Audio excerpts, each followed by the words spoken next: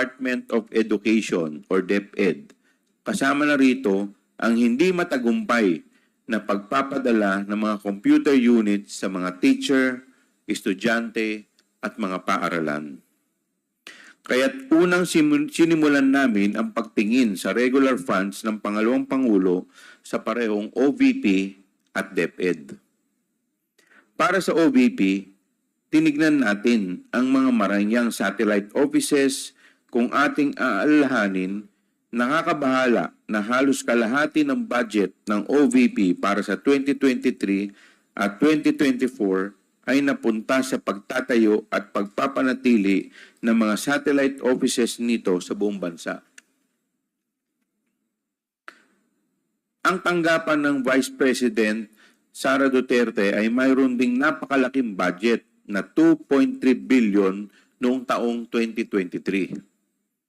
At dahil sa mga hindi maipaliwanag na gastos, noong 2024 ay kinailangang bawasan ang budget ng kanyang opisina sa 733.2 million. Ngunit para sa taong 2025, muli siyang humiling na bigyan siya ng 2.37 billion pesos. Tungkol naman sa DepEd, sa panahon na siya ay secretary, lumitaw ang mga pulang bandila sa procurement ng mga laptop para sa DepEd computerization program tulad ng rig bidding at pagsasabwatan ng mga bidders. Siya rin ay hindi nakapaghatid ng laptop na nagkakahalaga ng 9 billion para sa mga programa ng e-learning ng DepEd na tila isang napakalaking pagkukulang sa panahon na lumalalang pangangailangan para sa mga kagamitan ng edukasyon. Ngunit sa ating pagdinig at pagsusuri ng budget utilization ng DepEd at OVP, paulit-ulit lumilitaw at pinaka nakakabahala ang mga issue patungkol sa confidential funds. Napakalaking halaga po ang perang ito. Sa OVP, mula 4th quarter ng 2022 hanggang 3rd quarter ng 2023, mayroong nagastos na 500 million worth of confidential funds. Habang sa DepEd naman, mula 1st quarter hanggang 3rd quarter ng 2023, ay may 112.5 million pesos naman.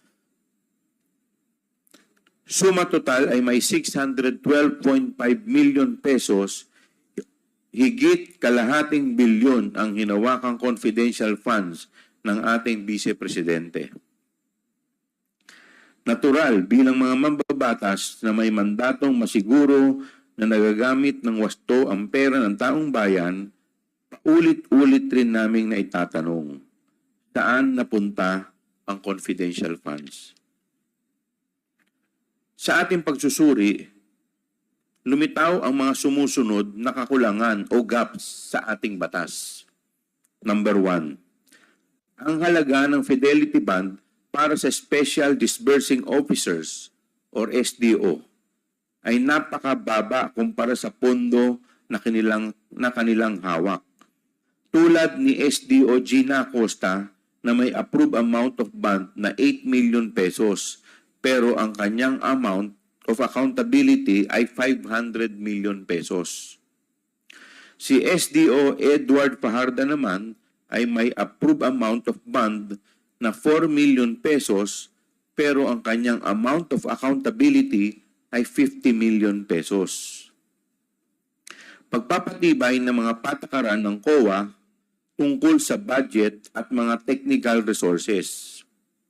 Pangatlo, pinaka nakakabahala rin ay tila walang maayos na sistema o paraan upang masiguro o ma-check o audit ng COA na nasa wasto ang paggasta ng mga confidential funds. At ikaapat, malinaw na mga alituntunin sa mga detalye na dapat isama sa physical and financial plan na dapat ding suriin ng mga ahensya ng pambansang gobyerno at hindi lamang sa Department of Budget and Management. Gayon din, ang kinakailangan ng pagsusumiti ng mas detalyadong ulat under oath ng mga accomplishment and liquidation reports kasabay na ang mga ebidensya ng accomplishment na ito. Sa terminong confidential ay tila ginagamit bilang isang panakip upang itago ang katotohanan mula sa atin.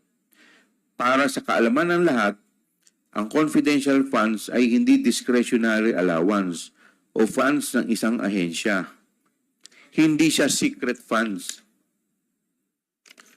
Siguro po, panahon na upang harapin natin ang katotohanan na hindi lahat ng mga nahalal o nalalagay sa posisyon sa gobyerno ay pwedeng basta-bastang pagkatiwalaan. Kailangan pa rin ng safeguards pati sa confidential funds, sapagkat hindi maiiwasan na may mga nagtatangkang gamitin ang pagka-confidential nito upang itago ang impormasyon at pag-aabuso sa tiwala ng taong bayan. Ginagamit nila ang salitang confidential upang magbigay sa atin ng peking ilusyon na kahit ito'y lihim, ang mga pondo ay ginastos ng tama. Ngunit bakit kailangan pa itong itago sa mga taong tunay na nagpondo nito?